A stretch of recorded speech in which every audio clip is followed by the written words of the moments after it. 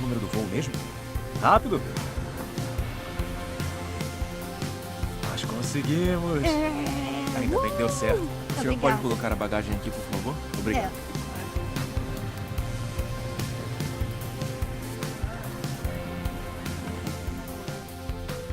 Ele é, sem dúvida, a pessoa mais famosa da história. Mais de 2 bilhões de pessoas afirmam segui-lo. Isso é 1/3 da população mundial. Ele está representado na arte e na literatura mais do que qualquer outra figura. A revista Time o chamou de a pessoa mais influente que já viveu. Mas quem é Jesus?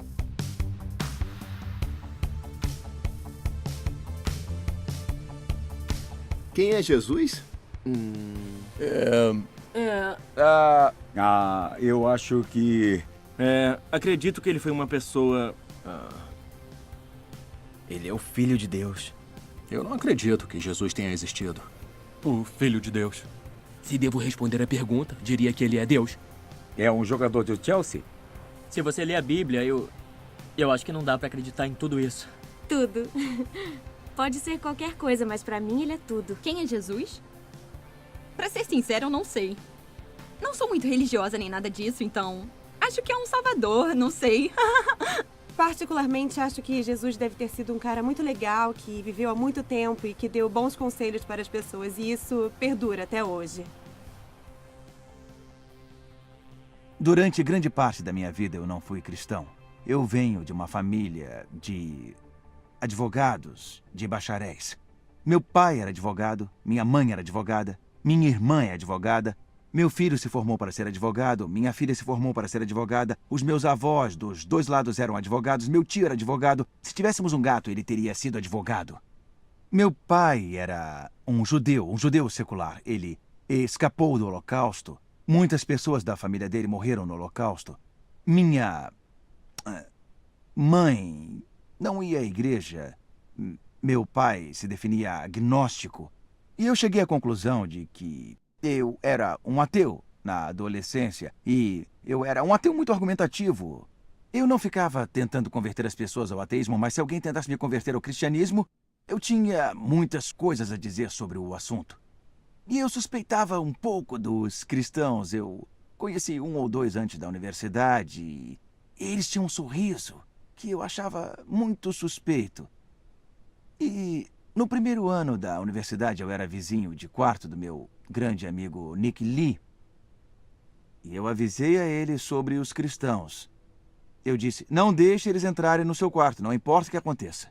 Mas era tarde demais. Ele tinha conhecido cristãos e um dia ele e a namorada dele, hoje a esposa dele, a Sila, foram me contar que tinham se tornado cristãos. Eu fiquei apavorado, porque eles eram pessoas incríveis. Eu pensei, como posso ajudá-los? Eu não sabia nada sobre o assunto, então pensei que seria melhor investigar. Então eu consegui encontrar uma velha Bíblia e naquela noite eu comecei a ler. Eu comecei pelo início do Novo Testamento. Eu li o Evangelho de Mateus, de Marcos, de Lucas. Eu cheguei na metade do Evangelho de João por volta das 3 da manhã e caí no sono. No dia seguinte eu continuei lendo. Li durante todo aquele dia, todo o dia seguinte e o próximo também. Eu era estudante, então não tinha muito trabalho a fazer. E quando cheguei ao fim do Novo Testamento, eu cheguei à conclusão de que era verdade. Você não pode provar o cristianismo matematicamente, não pode provar cientificamente. A ciência é obviamente muito importante, mas a ciência responde a outro tipo de perguntas. A ciência responde às perguntas quando e como esse mundo passou a existir. Mas ela não pode responder quem e por quê. Vamos supor que eu tivesse um bolo aqui, feito por mim, e que eu o desse para um cientista. O cientista seria capaz de dizer como o bolo foi feito. Ele poderia ser capaz de dizer quando foi feito. Mas só eu poderia dizer quem o fez e por que ele foi feito. Só o criador do bolo pode dizer isso. Só eu posso dizer, eu fiz este bolo. E também posso dizer por que eu fiz o bolo. Acontece a mesma coisa com o universo. Somente o Criador pode revelar quem fez este mundo e por que ele foi feito. E a alegação do cristianismo é que o Criador fez isso. Ele se revelou. E ele se revelou a si mesmo na pessoa de Jesus. E a evidência não é uma evidência científica. Este não é o tipo de evidência, mas é uma evidência histórica. Quando eu era advogado, nos baseávamos nessas evidências. Nos baseávamos nas evidências históricas que apresentávamos para o júri. São coisas que aconteceram no passado, nós não estávamos lá. Então, cada vez que um júri dá um veredicto, é um passo de fé baseado em evidências. Eu, particularmente, não poderia ser cristão se eu não acreditasse que há evidências. Eu não daria simplesmente um tiro no escuro. Para mim, a fé em Jesus é um passo de fé, com base em boas evidências históricas. Por que começar com o Jesus? Você pode se perguntar. Eu nem acreditava que existia um Deus, mas passei a acreditar em Deus através de Jesus, porque a ressurreição de Jesus sugere fortemente que este mundo tem um Criador e que esse Criador deve ser visto através da lente que é Jesus.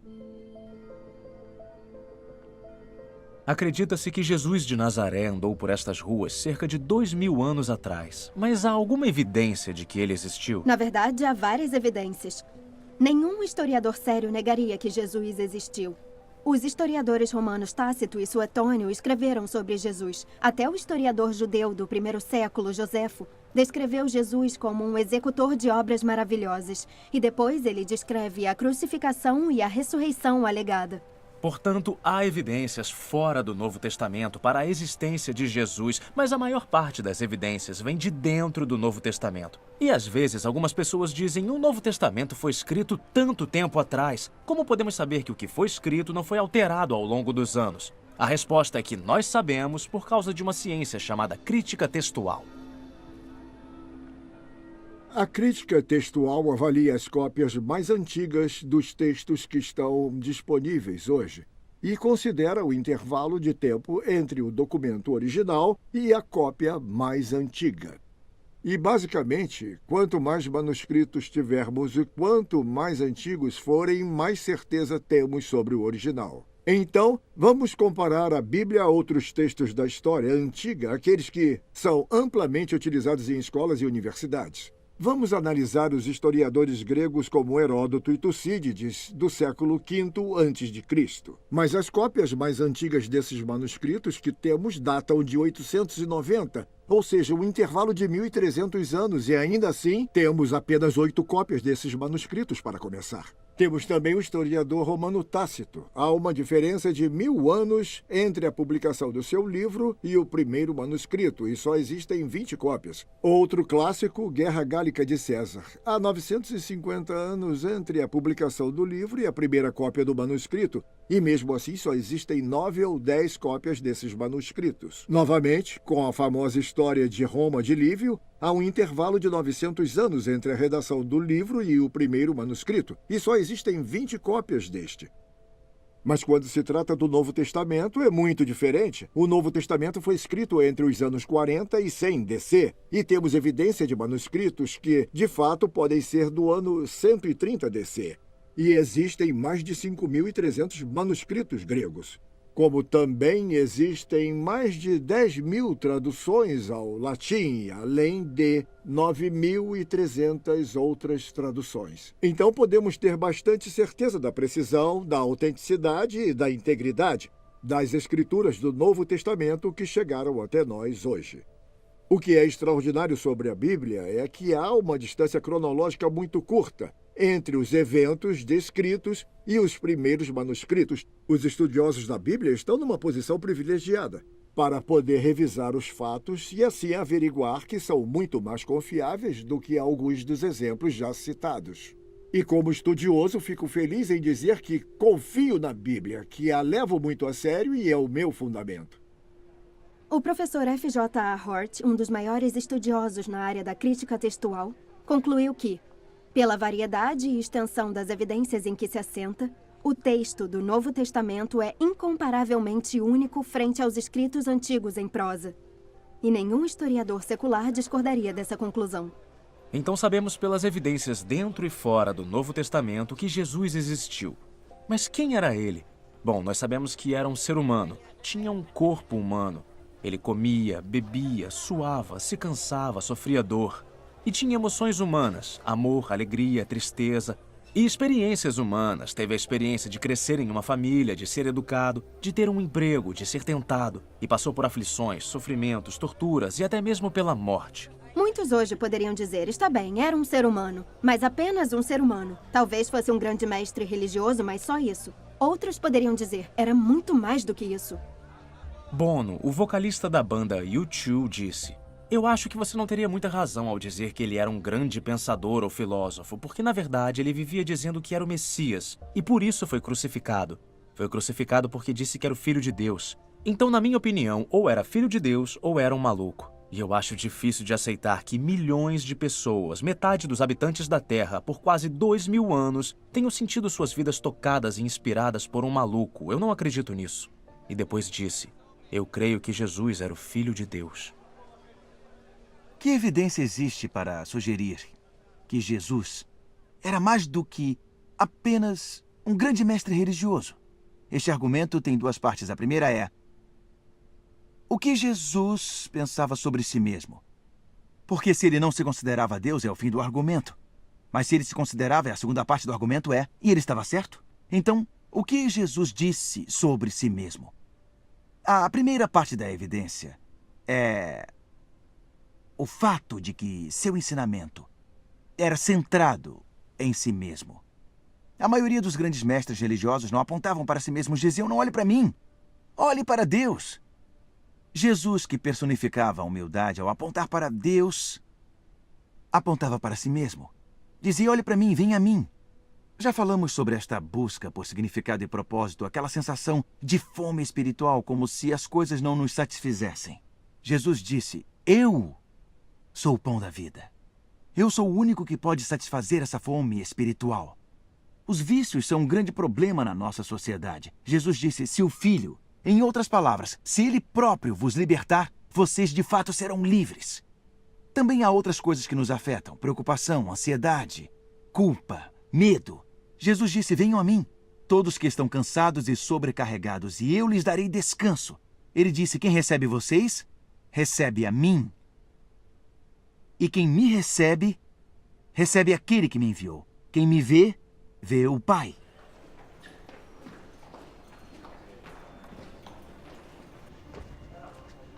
O perdão está no coração do cristianismo. Jesus se apresentou e disse: seus pecados estão perdoados. Se alguém pecar contra você, você pode perdoá-lo, mas não pode simplesmente dizer para alguém: seus pecados estão perdoados. Quando Jesus disse isso, os mestres da lei disseram: quem pode perdoar pecados senão Deus? Mas Jesus afirmou ser capaz de perdoar. De fato, Jesus disse que veio dar a sua vida para que possamos ser perdoados. Uma das declarações mais diretas feitas por Jesus está registrada no Evangelho de João, capítulo 10, versículo 30. Jesus disse: eu e o Pai somos um. Mas uma declaração como esta foi vista pelos líderes religiosos como uma blasfêmia. Era igual a dizer que ele era Deus, e o castigo para isso era o apedrejamento até a morte. Alguns até chegaram a pegar pedras. E então Jesus disse: eu lhes mostrei muitos milagres do meu Pai. Por qual deles querem me apedrejar? Não vamos apedrejá-lo por nenhuma boa obra, mas pela blasfêmia, responderam. Porque você, um simples homem, se apresenta como Deus. Eu acho que quando vemos todas essas evidências, fica claro que Jesus fez esta declaração. É uma declaração surpreendente. E uma afirmação como esta precisa ser examinada. Se você pensar bem, existem apenas 3 possibilidades. Não era verdade? E Jesus sabia muito bem que não era verdade. Neste caso, ele era uma fraude. Ou não era verdade e ele não percebia e realmente achava que era o Filho de Deus. Neste caso, ele era deslumbrado. Diríamos até que era louco. Mas, logicamente, só há uma outra possibilidade, que era verdade. E ele está dizendo a verdade. C.S. Lewis, professor de Cambridge, mais conhecido por ser o autor das Crônicas de Nárnia, explicou desta forma: um homem meramente humano que dissesse o tipo de coisas que Jesus diz não seria um grande mestre da moral. Seria um louco, ou seria o próprio diabo. Você deve fazer sua escolha. Ou este homem foi e é o Filho de Deus, ou era um louco ou coisa pior. Mas não inventemos um conceito simplório de que ele foi apenas um grande mestre. Ele não deixou esta opção aberta. Não era a intenção dele. Jesus tinha razão no que dizia sobre si mesmo. Que evidências apoiam a sua afirmação? A primeira evidência são seus ensinamentos. Grande parte do Novo Testamento registra numerosas ocasiões nas quais a multidão se reunia para ouvi-lo. Em uma dessas ocasiões, em uma montanha assim, mais de 5.000 pessoas se reuniram para ouvir os ensinamentos de Jesus. O Sermão da Montanha é amplamente reconhecido como o maior ensinamento de todos os tempos. Os ensinamentos de Jesus são a base de toda a nossa civilização. Muitas das nossas leis se basearam originalmente nos ensinamentos de Jesus. Ame o seu próximo como a si mesmo. Como vocês querem que os outros lhes façam, façam também vocês a eles. E este, totalmente revolucionário. Amem seus inimigos. De fato, avançamos em todos os campos da ciência e da tecnologia, mas em 2000 anos, ninguém nunca conseguiu melhorar os ensinamentos morais de Jesus. São as maiores palavras já faladas. São o tipo de palavras que apenas Deus pode falar. Outra coisa que marcou a vida de Jesus foi o seu amor pelos marginalizados, alimentando famintos, curando enfermos. Seu caráter impressionou milhões que não se consideram cristãos. A revista Time o chamou de o símbolo mais representativo de pureza, abnegação e amor na história da humanidade ocidental. Era uma pessoa que nem mesmo seus inimigos conseguiam acusá-lo de alguma falha, e seus amigos diziam que não tinha pecado. Dizem que o nosso caráter só é realmente testado quando estamos sob pressão ou sentindo dor. E quando Jesus estava sendo torturado, ele disse: Pai, perdoa-lhes, pois não sabem o que fazem. Outra evidência é o cumprimento das profecias do Antigo Testamento. Ninguém mais na história teve toda uma coleção de livros escritos sobre si, antes mesmo de nascer. Jesus cumpriu mais de 300 profecias do Antigo Testamento. 29 delas em um único dia. Claro, podem sugerir que ele era uma espécie de vigarista inteligente que queria deliberadamente enganar as pessoas, que ele teria lido todas as profecias e pensado: muito bem, eu vou me dedicar a cumprir todas elas na minha vida. O problema dessa teoria, em primeiro lugar, é a enorme quantidade delas. E depois o fato de que, humanamente falando, ele não tinha controle sobre muitas delas. Havia profecias sobre a maneira exata de sua morte, o local de seu sepultamento, até sobre o local de seu nascimento. Um vigarista inteligente poderia até dizer: ah, meu Deus, devia ter nascido em Belém, mas tarde demais. E agora a nossa última evidência. Sua vitória sobre a morte. A ressurreição física de Jesus é a pedra angular do cristianismo. E isso é relevante para cada um de nós, porque todos nós vamos morrer. É um fato definitivo, morremos todos. Você vai ao funeral e o caixão é colocado em um buraco. Parece ser realmente o fim. E é, a menos que Jesus tenha morrido, sido sepultado e depois tenha ressuscitado. Neste caso, a morte foi vencida. Mas isso é apenas uma ilusão?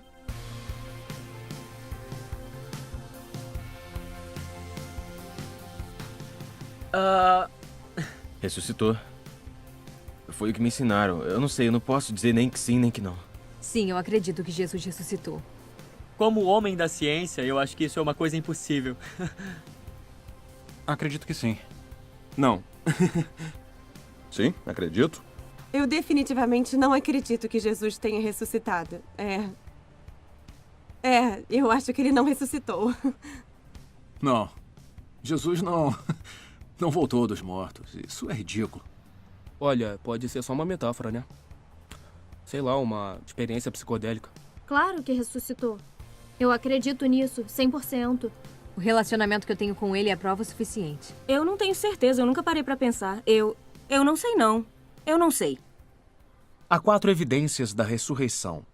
A primeira é a ausência de Jesus do túmulo. Ninguém nunca explicou satisfatoriamente como o corpo de Jesus não estava no túmulo no primeiro dia da Páscoa. As pessoas inventaram todo tipo de explicações. Por exemplo, talvez as autoridades tenham roubado o corpo. Neste caso, por que não o mostraram quando as pessoas começaram a dizer que Jesus tinha ressuscitado? Dizem que talvez ladrões tenham roubado o corpo. Mas quando os discípulos ouviram que Jesus tinha sido visto, correram para o túmulo e descobriram que o túmulo não estava vazio. Dentro dele estavam as mortalhas que tinham envolvido seu corpo. A única coisa valiosa que um ladrão poderia ter roubado ainda estava lá. As mortalhas tinham caído como o casulo cai de uma lagarta quando a borboleta emerge. E o pano que tinha sido colocado em torno da cabeça de Jesus tinha sido dobrado e colocado em um lugar diferente. Quando viram aquilo, acreditaram. A segunda evidência foi sua aparição aos discípulos. Jesus foi visto em mais de 11 ocasiões. E em uma delas foi visto por um grupo de 500 pessoas. As pessoas dizem, pode ter sido uma alucinação. As alucinações ocorrem em pessoas muito tensas, muito nervosas, altamente imaginativas ou doentes, ou sob efeito de drogas. Os discípulos não se encaixam em nenhuma dessas categorias. Havia céticos como Tomé. Havia pescadores. Havia coletores de impostos, e coletores de impostos não alucinam. A terceira evidência é a transformação que vemos nos discípulos. Eles formavam um grupo humano desapontado, desiludido porque seu líder havia morrido, mas de repente vemos eles transformados. Começaram a dizer, nós vimos Jesus, ele está vivo, e saíram contando isso para todo mundo.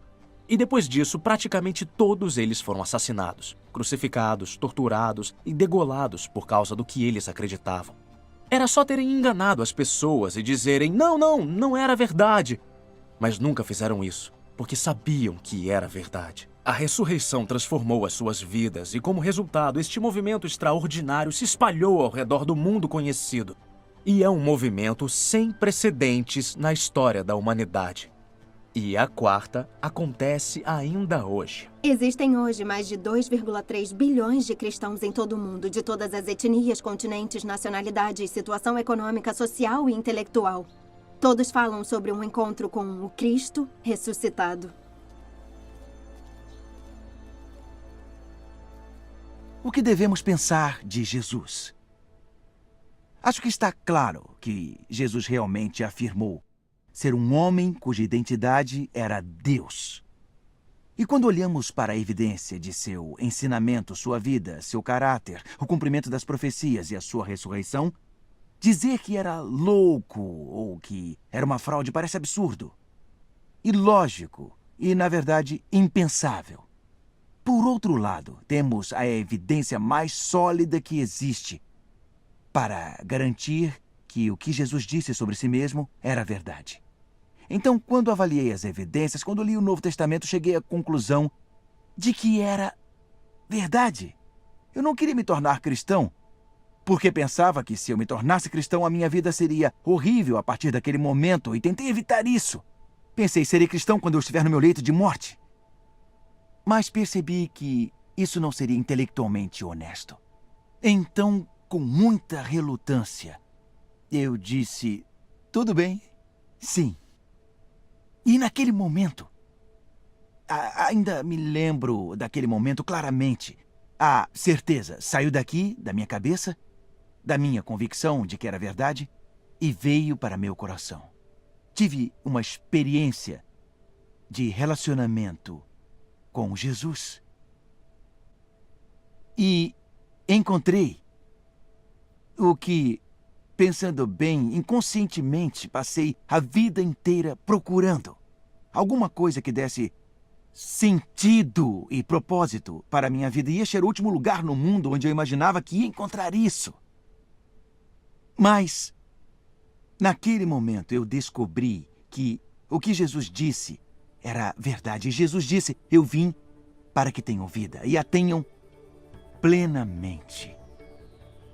Realmente é verdade que Deus se revelou a si mesmo em Jesus. Jesus é realmente quem dizia ser. Jesus realmente ressuscitou. Há esperança para além desta vida. Há esperança para esta vida. Agora mesmo, nesta vida, em um encontro com Jesus, encontramos vida. E vida em abundância.